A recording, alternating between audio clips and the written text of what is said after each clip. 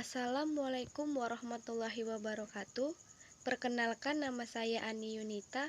Saya dari Prodi Tadris Matematika semester 3. Saya kuliah di STIT Al-Hikmah Tebing Tinggi. Di sini saya akan membahas tentang psikologi pendidikan dan implementasinya di sekolah dasar. Psikologi pendidikan merupakan cabang ilmu psikologi yang mempelajari tentang cara memahami pengajaran dan pembelajaran dalam lingkungan pendidikan. Psikologi pendidikan mempelajari suatu proses atau faktor yang berhubungan dengan pendidikan. Pada dasarnya, psikologi pendidikan mempelajari seluruh tingkah laku manusia yang terlibat dalam proses pendidikan. Sebagai siswa, dalam menimba ilmu pendidikan, kewajiban siswa tidak lain dan tidak bukan adalah belajar. Dalam proses belajar tersebut, setiap siswa memiliki gaya belajar yang berbeda-beda. Bahkan siswa memiliki kesulitan belajar yang berbeda-beda pula. Pada hasil pelaksanaan diagnosis kesulitan belajar terhadap anak SD yang telah saya lakukan di kesempatan lalu, saya menemukan permasalahan bahwa siswa tersebut mengalami kesulitan belajar saat pembelajaran berlangsung, seperti merasa bosan, malas, dan mudah mengantuk. Oleh karena itu, topik yang akan saya bahas yaitu tentang cara mengatasi rasa bosan saat belajar. Tujuan dari pemilihan topik ini yaitu untuk mengatasi masalah kesulitan belajar siswa saat pembelajaran berlangsung, khususnya rasa bosan, dan untuk membangkitkan semangat siswa yang mengalami kesulitan saat pembelajaran berlangsung. Harapannya video interaktif ini dapat membantu memotivasi siswa untuk selalu semangat dalam belajar. Ada beberapa faktor yang menyebabkan siswa merasa malas, bosan, dan mengantuk saat pembelajaran berlangsung, antara lain faktor internal dan faktor eksternal. Faktor internal adalah faktor yang berasal dari diri sendiri, antara lain pembelajaran yang tidak sesuai dengan gaya belajar siswa, sehingga siswa tidak tertarik dan sulit dalam memahami materi. Siswa merasa materi yang diberikan terlalu banyak, sehingga siswa merasa bosan. Kurangnya minat siswa terhadap pembelajaran yang berlangsung.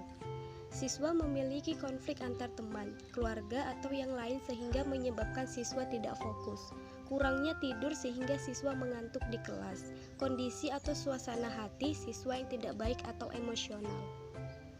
Faktor eksternal atau faktor yang berasal dari luar antara lain lingkungan belajar yang tidak kondusif, kegiatan belajar yang monoton, guru menjelaskan terlalu cepat sehingga menyebabkan ketinggalan dan malas untuk bertanya. Suara guru saat menjelaskan tidak lantang sehingga sering menyebabkan ngantuk. Cara mengatasi rasa bosan, malas, dan mengantuk saat belajar antara lain memberikan motivasi belajar kepada siswa dan memberikan pengertian tentang pentingnya belajar. Memberikan kesempatan kepada siswa untuk lebih aktif dan menekan siswa untuk bebas menggali pengetahuannya.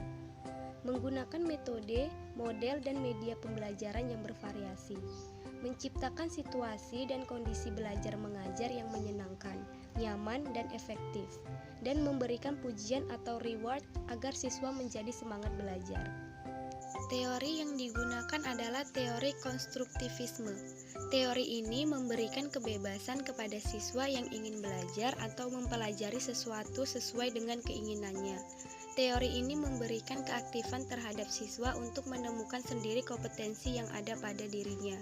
Dengan teori ini, siswa menjadi lebih bebas untuk menggali pengetahuan sehingga siswa tidak merasa bosan.